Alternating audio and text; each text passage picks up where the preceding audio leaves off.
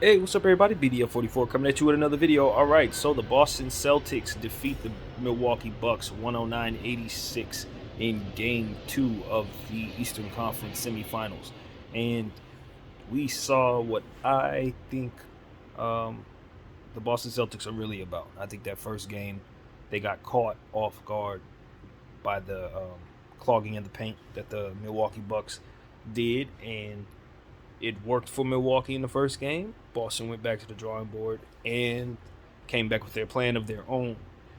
And that plan consisted of defense, their calling card, what it is that they do. They built walls around Giannis and they said, okay, if you guys are going to force us into some things that we don't want to do defensively, we're going to force you into some things you don't want to do defensively. Instead of focusing on reacting to what it is that you're doing to us offensively, to us defensively, we're just gonna proceed to hang our hat on what it is that we do best. So that's what we saw from the Boston Celtics. They turned their defense into offense. They took what the defense gave them, as JJ Redick suggested, and they shot the three over 40 times, and they hit enough of them to make it make sense.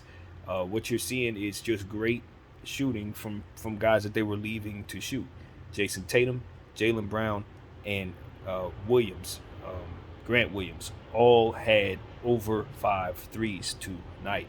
So when you have that type of shooting coming from those players right there, and you couple that with fantastic defensive play as a team, hard to beat the Celtics. This is why I thought the Celtics were the best team in the Eastern Conference, because they could take what you do to them and then impose their own will on you in a different way. And that's exactly what you saw tonight.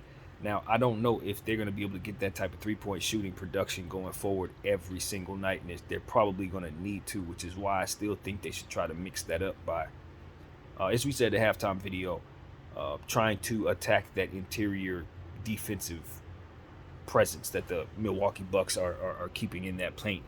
Yes, you could shoot 43s a night. Maybe you hit 20 of them some nights, but are you counting on being able to do that every night? I don't know if that's a good recipe for the Boston Celtics going forward, but it worked tonight, and they were able to do what they need to do defensively. You know, forcing Giannis, like I said, building walls and trying to shut off other guys, closing out the shooters more so. I think the Milwaukee Bucks actually should have shot the three ball more. Uh, they put an emphasis on clogging, not clogging the paint, but getting inside scoring going for themselves tonight since the three wasn't falling. They got away from it. I think they were like in 17% from three, but they only attempted 18 of them, which is, I guess, what you would want when you realize the shot isn't falling. But the problem is, if you're going to force the other team to shoot threes and you're only hitting twos, that's not a good strategy if they're hitting those threes. I don't think that that's necessarily a bad strategy for them for defensively in terms of clogging the paint until the Boston Celtics can prove they can get in there. I mean, it's working, but not if they're hitting it. So it didn't work tonight, basically. So what you're seeing is, a Boston Celtics team that without Marcus Smart was able to play Grant Williams more, as I figured they would, and as a result, you just had a bigger lineup out there to kind of throw at Giannis and so on and so forth. You had a pretty solid game out of Drew Holiday. I think he was like 7 for 20, had a solid game. But you needed more out of other people. Grayson Allen only attempted 4 shots. Your new role now is a guy who has to attempt probably about 4 or 5 threes a game. So even if the team isn't necessarily shooting the three, I would be having Grayson shoot it anyway. As well as he shot it in these playoffs, there should be no reason why he's not a part of your regular attack offensively. So I just felt like the Milwaukee Bucks, in reacting to the defense thrown at them, didn't really adjust well from one half to the next in terms of what it is they were seeing in that way. But you did see Milwaukee improve to a degree defensively themselves, and it put them in a position to kind of have some things work out to where they were able to close in on this on the score a little bit. They were closing in here and there, but the majority of the time, the Boston Celtics were playing such fantastic defense that it made for a very tough game. You saw some things defensively from Milwaukee that you like in the end, as I like to say. Do you have hope from the fourth quarter that they'll be able to carry something over to the next game? Yes. In this game, I saw some things from Milwaukee that makes me think they're going to have a strong game 3 if they adjust, if they continue with what they've learned. Um, the Boston Celtics, as we've talked about, tend to go anemic offensively. They tend to just fall asleep. Yeah, did the 3-ball fall tonight? Yes, for sure. Did Jaylen Brown go absolutely nuts in the first half? Yes. But Jaylen Brown scored maybe 2 buckets in the second half. After going completely nuts in the first half, he really quieted down in the third quarter and fourth quarter. So that's what I'm saying. Like, they really do have these moments where they just don't string together. They're not consistent superstar scorers. They're just not. Derek White gave you an 0 for tonight, 0 for 4, 0 for 7 on total. I don't know what's happened to him, but he doesn't look good right now. He just doesn't. He hasn't looked good in a couple games too. So Derek White's gonna have to find his way, or they're gonna have to remove him from the game, do a little more Peyton Pritchard or something. I don't know, but they got away with him being anemic tonight, and it won't happen very often, I don't believe. What else? You love what you saw. Al Horford, I told you guys, Al Horford's going to be the spearhead of the defense, in my opinion, in terms of while Marcus Smart is out, while Robert Williams is still trying to find his way, even though he looked great tonight. Al Horford's going to have to be assertive on the defensive end and make things happen for them. And he did that. He got multiple defensive stats tonight. I think he had like 4 steals, 11 rebounds, 11 points, a block. That's what you need from Al Horford. He needs to continue to be active. And we're going to see how he responds to that flagrant foul. I don't know if it was all that flagrant, but I think it hurt pretty bad because Grant Williams came down on his shoulder. That was pretty nasty. You also saw a situation where Pat Connaughton got his elbow lodged in between Grant Williams. Again, as Grant was kind of, pulling the ball away from himself. He had trying to pull the ball away from the defender. He had Pat Connaughton's arm interlocked in such an awkward way that kind of hyperextended his elbow as he was pulling away. So it was very ugly, but Pat was able to play through it. Hopefully it'll go well overnight and doesn't swell or anything weird. But that was noteworthy too. And you got to consider Pat Connaughton was shooting very well tonight. He only missed a shot, so maybe you wish you could give him more looks. In a game like this where your offense couldn't get nothing going and you got a guy that's hot. I think that's when you make the in-game adjustment to feature him more so. So, it was a lot of things that was going on, and just like I told you guys, these two teams are going to confuse the hell out of each other. That's what I know. Yeah, you think you can overreact to game 1 if you want to, but what you got to understand is both of these teams have fantastic coaches that make strategies, that will create strategies for themselves off of what it is they see. So if something was working, they're going to clog that hole. Whatever it is, they're going to fix it. And that's why I think this is going to go 7, because you're going to have these two chess-playing coaches going back and forth, and their personnel can handle the business.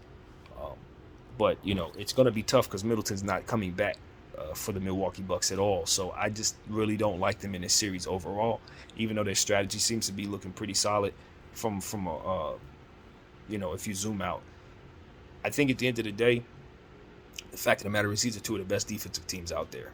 Problem is for both of them is they're not the most consistent offensive teams in the world. And that's why I'm wondering if either one of them will ultimately capture that championship. You got to be able to string together points forever. You can hang your hat on defense. I've seen teams win that way, but it's tough, man, because you're going up against really, really talented offensive teams as the series progresses. Yeah, let's say these two teams, one of them is going to get past each other. They both have this issue. So whoever moves forward, they're going to have to deal with some scoring teams. I think Miami's going to be able to score with ease in certain situations. Obviously, we don't expect Philly to move on. But you look at the Golden State Warriors, they're going to score with ease. The Phoenix Suns, we know, are going to score the basketball. And Memphis as well. So you just look at these situations, you say, whoever comes out of the East is going to need to not just hang their hat only on the defensive side of the ball. Your defense can carry you, but so far against some of these juggernauts offensively. But against one another, it's working.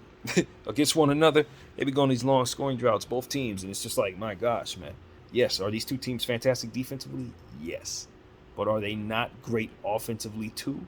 Yes. So that's a thing. That's an actual thing. So long as Middleton's out. I think Milwaukee don't have no problem scoring if Middleton's out there. To be honest with you, that's an issue that they're dealing with now, and it's going to continue. It's going to continue. As long as they continue to find ways of making Giannis inaccurate, um, inefficient is the word. That's going to be something that works in Boston's favor. And if you don't look now, but Giannis has been now inefficient in 2 straight games, both versus this defense. Many people don't remember that because obviously in the first game he was able to take advantage of them clogging the paint and him able to get open shooters the ball.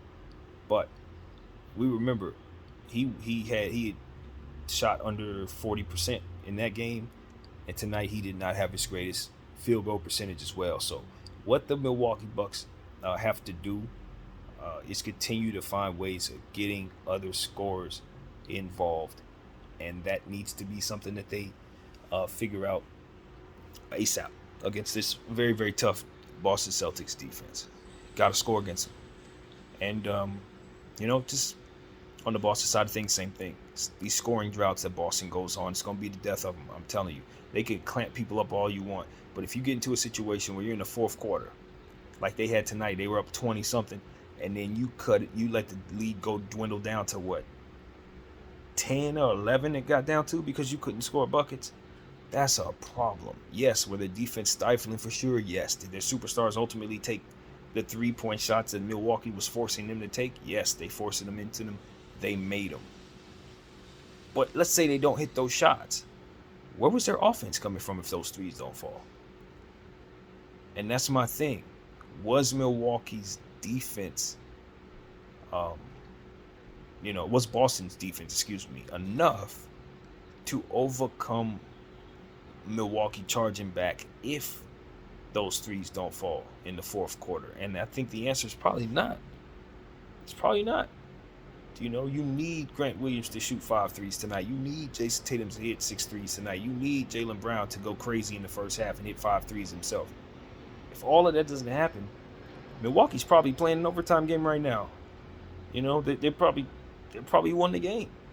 So even though the score tells you should be super excited about the Boston Celtics winning this game, tying up this series, I'm telling you that Milwaukee still has very much the momentum right now, just based on how they played that fourth quarter. You saw more good Milwaukee in this series than you've seen good Boston. What I think you've seen is a good first half of Boston offense in this game. Other than that, the Boston Celtics offense has been anemic. And they were able to get away with it because of the type of lead they were able to get away with early in the game. So right now, Milwaukee, with this series headed back to Milwaukee, Boston should still very much feel concerned. They should be very happy they got the victory. But this ain't one of them situations, the opposite of a moral victory, I guess is what you're saying. You're happy that you counted yourself a win because y'all didn't do enough in most nights to beat the Milwaukee Bucks, in my opinion. Not at all. You didn't. Ime Udoka's going to have to go back to the drawing board. Be happy that his team hit them threes. Be happy that their that their defensive scheme was able to slow Giannis down to be anemic a little bit tonight. Do not expect Grayson Allen only to tip 4 shots in the next game. And Derek White can't go 0-4. That cannot happen again. So that's what I got to say. That's what comes to mind, I guess. You want to hit better free throws as well. The Milwaukee Bucks shot under 70% from the free throw line. That can't happen against a defense like this. If they're going to give you free throws, you need to take those free throws because you ain't going to get too many anything against this defense. So that was key. What else?